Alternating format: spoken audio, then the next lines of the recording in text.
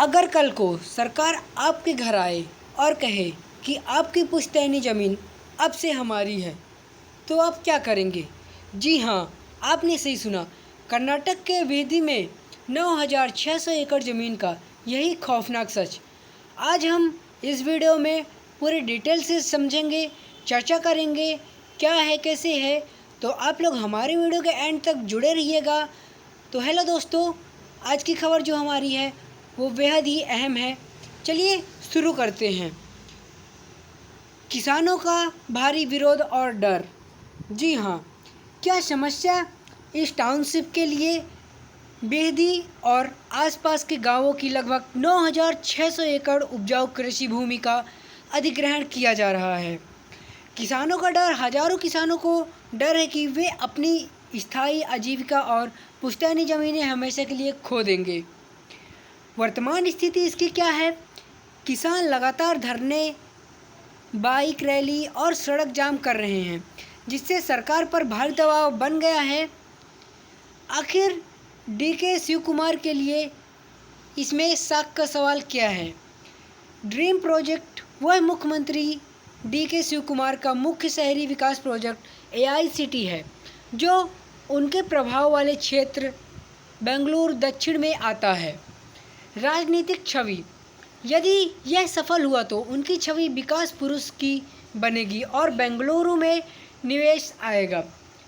असफलता का जोखिम। अगर यह प्रोजेक्ट किसानों के विरोध से रुक गया तो उनकी सख्त जो साख है वो गिरेगी और विपक्ष को सीधा फायदा होगा। जी हाँ, ब्रिटिश काल का कानूनी बनाम वर्तमान कानून में क्या डिफरेंट है? जो ब्रिटिश काल में कानून बनाया गया था और अब के कानून में क्या अंतर है, क्या डिफरेंस देखने को हमें मिल रहा है? 1894 का कानून कहता है यह अंग्रेजों द्वारा बनाया गया एक बहुत ही कठोर कानून था। इसका मुख्य उद्देश्य बिना किसानों की सहमति के नाम मात्र का मुआवजा देकर सरकारी परियोजनाओं के लिए जबरन ज़मीन छीनना था। जी हाँ, जैसा कि अभी कर्नाटक में हो रहा है। संप्रभुता का अधिकार। ब्रिटिश सरकार के सिद्धांत का इस्तेमाल करती थी, जिसका मतलब है कि राज्य देश की किसी भी संपत्ति का सर्वोच्च मालिक है और सार्वजनिक हित के नाम पर उसे कभी भी ले सकता है। नया कानून 2013 में पुराना कानून खत्म करके भूमि अर्जन, पुनर्वासन और पुनर्व्यवस्थापन अधिनियम लाया गया। इसमें किसानों की सहमति के लिए 70% और प्राइवेट के लिए 80% और सोशल इम्पैक्ट जो असेसमेंट है उसको अनिवार्य किया गया। इसी के साथ देखें कि जो JDS है और BJP का कड़ा हमला क्या रहा है कि विपक्ष की जो विपक्षी गठबंधन जो BJP और JDS इस मुद्दे को कांग्रेस के खिलाफ एक बड़े राजनीतिक हथियार के रूप में इस्तेमाल कर रहा है।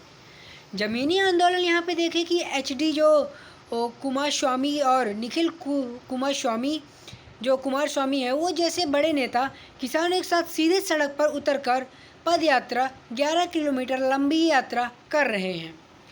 इसका निशाना सीधे विपक्ष कांग्रेस पर किसान विरोधी होने का सीधा आरोप लगा रहा है। खुली बहस की चुनौती। पत्रों का युद्ध। CM DK शिव कुमार और केंद्रीय मंत्री कुमारस्वामी के बीच इस प्रोजेक्ट को लेकर चिट्ठियों के जरिए बहस चल रही है। बैठक का बहिष्कार इसमें देखिए, जो शिव कुमार ने विधानसभा में बंद कमरे की बैठक बुलाई, लेकिन कुमारस्वामी ने इसे ठुकरा दिया। किसानों के बीच बहस की मांग की, लेकिन विपक्ष की मांग है कि बहस बंद कमरे में नहीं बल्कि सीधे बेहदी के विरोध कर रहे किसानों के बीच होनी चाहिए। जो बेहदी के गांव में किसान विरोध कर रहे हैं उनके बीच में ये बहस होनी चाहिए, ना कि एक बंद कमरे में।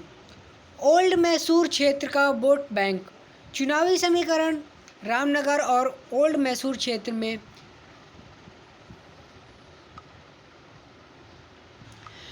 बोक कलिका समुदाय का दबदबा है, जहां JDS का मजबूत आधार रहा है।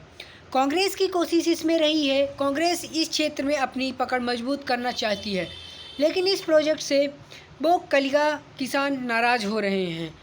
JDS की इसमें वापसी हुई। JDS इस किसान आंदोलन के जरिए अपना खोया हुआ वोट बैंक जो है वो वापस पाने की कोशिश कर रही है। जिसमें इनका वोट बैंक खोया गया था उस क्षेत्र से, उसको ये वापस पाने की कोशिश कर रहे हैं। पर्यावरण और पारिस्थितिकी को नुकसान, इसमें पेड़ों की कटाई, जो पर्यावरणविदों के अनुसार इस विशाल प्रोजेक्ट के कारण लगभग 2 लाख से ज़्यादा पेड़ काटे जाएंगे। इसमें EIA की कमी है। आरोप है कि सरकार ने सही तरीके से पर्यावरणीय और सामाजिक प्रभाव आकलन नहीं किया है। भविष्य का संकट भी इसमें देखने के लिए मिल रहा है, जो बेंगलुरु पहले से ही जल संकट झेल रहा है। इस प्रोजेक्ट से आसपास के जल स्रोतों पर और बुरा असर पड़ेगा। चूँकि अभी तक बेंगलुरु में जल संकट है, वहाँ पानी नहीं मिल रहा है। इस प्रोजेक्ट को लगाने से बेंगलुरु में और भी ज़्यादा खतरनाक हो जाएगा। कांग्रेस सहयोगों का ही विरोध है कि इसमें गठबंधन के दौरान कांग्रेस की सहयोगी पार्टी सर्वोदय, जो कर्नाटक पक्ष ने ही सरकार ने इस प्रोजेक्ट को तुरंत रद्द करने की मांग कर दी है। विधायक का खुला समर्थन इसमें मिला है। सहयोगी विधायक दर्शक जो पुट्टनैया ने राज्य रैत संघ जो KRRS के किसान सम्मेलन में हिस्सा लिया है, सरकार के खिलाफ बयान दिया कि इसमें ये नहीं हो सकता।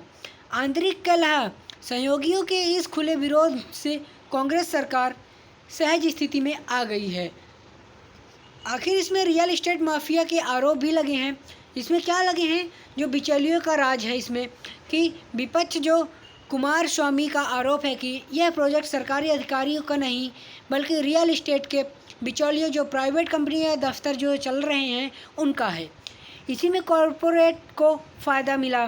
किसानों के बीच यह धारणा बन रही है कि यह प्रोजेक्ट सिर्फ बड़े बिल्डरों और कॉरपोरेट घरानों को फ़ायदा पहुंचाने के लिए है, ना कि हमारे।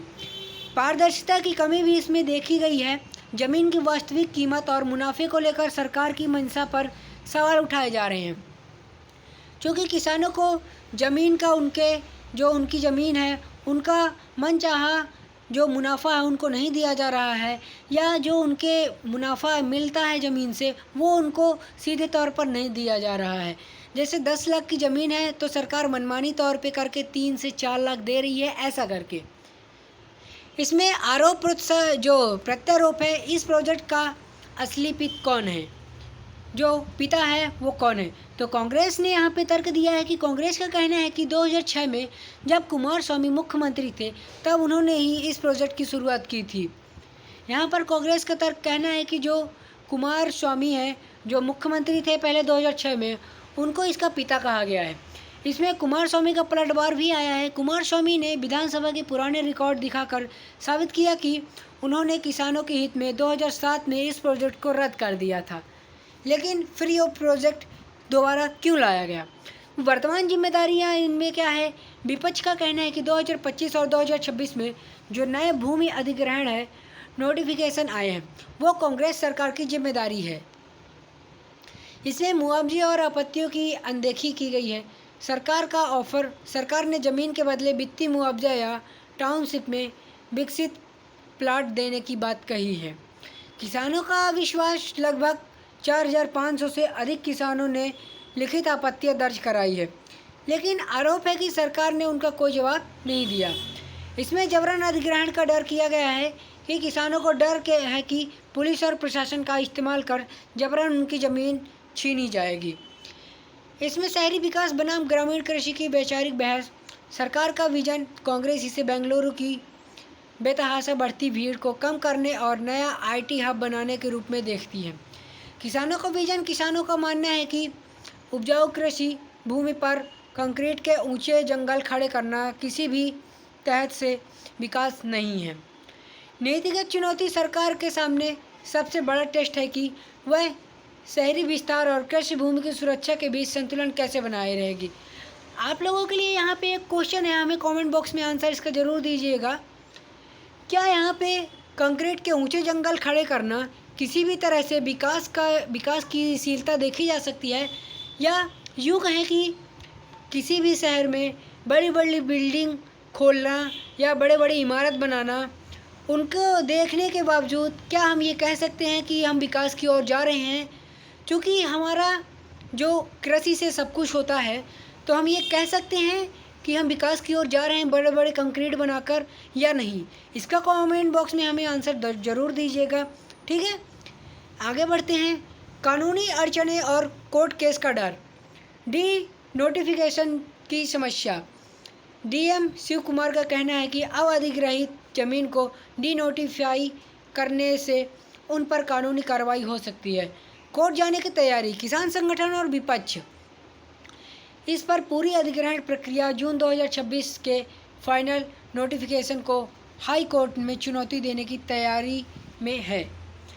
प्रोजेक्ट में देरी। कानून मामले में फंसने से यह प्रोजेक्ट सालों तक अटक सकता है। चूँकि इसमें संविधान की 9वीं अनुसूची और संपत्ति का अधिग्रहण है, इस पर भी हम डिटेल से चर्चा कर लेते हैं कि मौलिक अधिकार से कानूनी अधिकार तक। शुरुआत में संपत्ति का अधिकार अनुच्छेद 31 के तहत एक मौलिक अधिकार था, लेकिन 44वें संशोधन जो 1978 में दिया गया, यानी सरकार कानून बनाकर अपनी ज़मीन ले सकती है। 9वीं अनुसूची का सुरक्षा कवच। पहले संविधान संशोधन 1951 के जरिए 9वीं अनुसूची जोड़ी गई।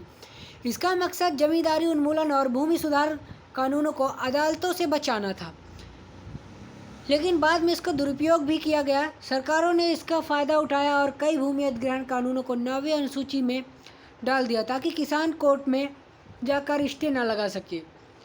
आगामी बीबीएमपी नगर निगम चुनावों का असर। शहरी राजनीति। बेंगलुरु महानगर पालिका के चुनाव में यह टाउनशिप का एक बड़ा चुनावी मुद्दा बनने जा रहा है। विपक्ष का नैरेटिव। विपक्ष इसे शहरी मतदाताओं के सामने कांग्रेस की जीत और प्रशासनिक नाकामी के रूप में पेश करेगा। दबाव इसमें यह बनाया जा रहा है कि अगर यह विवाद जल्द नहीं सुलझा तो कांग्रेस को बेंगलुरु शहर के चुनावों में इसका नुकसान उठाना पड़ सकता है। कांग्रेस के लिए एक डबल एज जो स्वॉर्ड है, जो दो-धारी तलवार है। पीछे हटने का नुकसान इसमें क्या होगा? अगर कांग्रेस विरोध के कारण प्रोजेक्ट रोक देती है तो यह सरकार की कमजोरी मानी जाएगी और विकास का एजेंडा पीछे छूट जाएगा। आगे बढ़ने का नुकसान इसमें क्या है? अगर सरकार प्रोजेक्ट पर अड़ी रही तो किसान आंदोलन उग्र होगा। पूरे राज्य में कांग्रेस विरोधी लहर बन सकता है। अंतिम स्टेट यह है कि विवाद सिद्धारमैया और डीके शिव कुमार की लीडरशिप के लिए एक बहुत बड़ा पॉलिटिकल टेस्ट बन चुका है कि वे इस संकट को कैसे मैनेज करते हैं। इसमें आज भी ब्रिटिश दौर जैसे क्यों लग रहा है? क्योंकि राज्य सरकारों के संशोधन जो 2013 के अच्छे कानून के बावजूद कई राज्य सरकारों जैसे कर्नाटक, गुजरात आदि ने इनमें अपने स्तर पर संशोधन कर दिए। सहमति और एसआईए को दरकिनार करना, तो इसमें रक्षा, इंडस्ट्रियल कॉरिडोर या स्मार्ट सिटी जैसे प्रोजेक्ट को जो आरजेसी क्लॉज में डालकर राज्य सरकारें किसानों की सहमति और सामाजिक प्रभाव आंकलन को बाईपास कर देती है। इसमें सार्वजनिक हित का दुरुपयोग भी किया गया है। चूँकि हम समझ रहे हैं कि ब्रिटिश दौर जैसा क्यों लग रहा है, इसमें सार्वजनिक हित का भी दुरुपयोग किया गया है। सरकार पब्लिक पर्पस की आड़ में ज़मीन अधिग्रहित करती है, लेकिन बाद में इसे प्राइवेट बिल्डरों या रियल एस्टेट कंपनियों को सौंप दिया जाता है। यही कारण है कि किसानों को लगता है कि आज भी ब्रिटिश काल की तरह जबरन ज़मीन छीनी जा रही है। इसे कैसे रोका और सुधारा जा सकता है? तो न्यायिक समीक्षा। सुप्रीम कोर्ट ने आईआर कोएल्हो केस जो है 2007 का, उसमें स्पष्ट कर दिया है कि 24 अप्रैल 1973 के बाद 9वीं अनुसूची में डाला गया कोई भी कानून न्यायिक समीक्षा में पूरी तरह मुक्त नहीं है। अगर वह मूल ढांचे का उल्लंघन करता है तो अदालत उसे रद्द कर सकती है। ग्राम सभा को वीटो पावर ऐसा और एवन जो पेशा है और एवन अधिकार अधिनियम की तरह हर तरह के भूमि अधिग्रहण में स्थानीय ग्राम सभा या पंचायत की लिखित और बाध्यकारी सहमति अनिवार्य की जानी चाहिए। कठोर एएसआई और पुनर्वास, इसमें सोशल इम्पैक्ट असेसमेंट में कोई छूट नहीं मिलनी चाहिए जब तक विस्थापित किसानों का पूरी तरह से आर्थिक और सामाजिक पुनर्वास ना हो जाए, तब तक अधिग्रहण को गैर कानूनी माना जाना चाहिए। इसमें आप लोगों की क्या राय? क्या ये सच में ब्रिटिश काल जैसा लग रहा है या नहीं? चूँकि ब्रिटिश काल के तौर पे भी जबरन ज़मीन छीनी जा रही थी और अब भी ऐसा हो रहा है, तो आप लोगों की इसमें क्या है राय? हमें कमेंट बॉक्स में ज़रूर बताइएगा। क्या अभी भी ये ब्रिटिश काल जैसा हमें लग रहा है या नहीं? तो आई होप वीडियो आप सभी लोगों को अच्छी लगी होगी। हमारे आंसर आप कमेंट बॉक्स में ज़रूर बताइएगा। तो मिलता है नेक्स्ट वीडियो में, तब तक के लिए जय हिंद, वंदे मातरम।